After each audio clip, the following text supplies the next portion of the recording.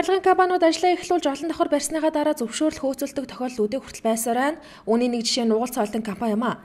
Тус компани айлын ашаатаа зэрэгцүүлэн өргөх кран босгож барилгын ажил явуулж байгаа ч хөдөлмөр хамгаалалаа огтхон шийдээгүй. Иргэдийн эрхийг ноцтойгоор зөрчөөд байгаа талаар оршин суугчид инхүү мэдээлэл өгсөн юм.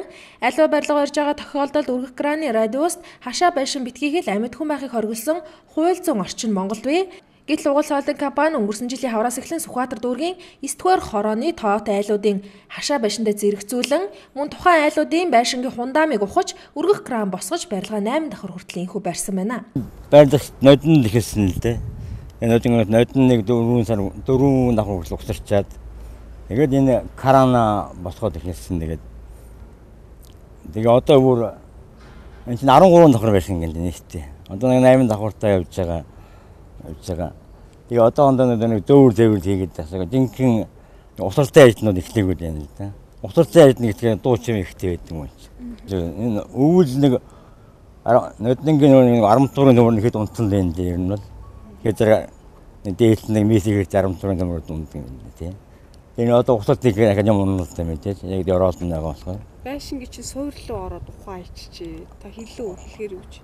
Гоо харин тэгээд ийм болоход ахнаг хоёр ашаа цэцэрлэгээс нь гаргадаг бүр.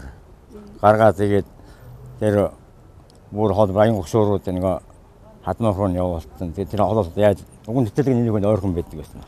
Угал цоолтын компани жил гаруй хугацаанд барилгын ажлаа өдөр шөнө ялгалгүй үргэлжлүүлж байсан ч өнөөдрийн хүртэл барилгын орчин тойрны оршин суугчдын аюулгүй байдлыг хангасан нэгч ажлыг хийгээгүй байна.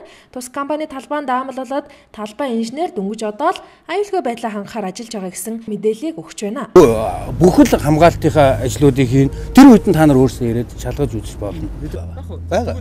Одоо жишээлбэл одоо энэ айлын сэндвичтээр ямарваа нэгэн төмөр ч юм уу чулуун унахыг гэсэн байдлаар ийм хамгаалтууд хийж яг энтэй адилхан гудам руугаа мөн ялгаагүй. Энэ бол аюулгүй байдлын үүднээс бид нэр тэртээ дөрвөө тэргэнцээр бүх тороос бүх краныхаа ажил засварыг бүх аюулгүй ажиллагааг бол мэргэжлийн байгууллагаар хийлгчээд тэргээ мэргэжлийн хяналтын байгууллагаар шалгуулдаг. Энэ чинь яг 2015 оны 9 сарын 28 хүртэл бид нэр магадлангаа аваад краны янзлуулсан.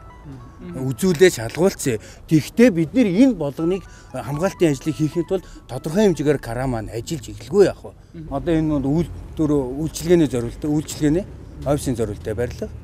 Одоо энэ үйлчилгээнийг орсон байгаа. Болоо 8 давхар хүртэл баригдахдаа энэ хүртлээрээс хөдөлмөр аюулгүй хамгаалтын хийгээгүй байдал нь ажиглагдаад байгаа юм шүү.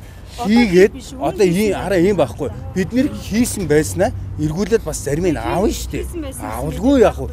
Энэхүү байдал хариуцлага хүлээлгэх шаардлагатай байх ёстой нийслэлийн мэргэжлийн хяналтын газрын хариуцсан хилцээний дарга болоод улсын байцаагч нар Угал цоолтын компани барилгыг 8 давхар хүртэл баригдахад хөдөлмөр аюулгүй байдлаа хангаагүй гэдгийг мэдэхгүйгээр зогсохгүй. Өнгөрсөн жил нэг байцаагч нь ганц удаа шаардах бичиг үргүүлээд түүнийхээ араас яваагүй байна. Энэ асуудал холбогдох байгууллагууд анхаарлаа яаралтай хандуулна гэдэгт итгэе.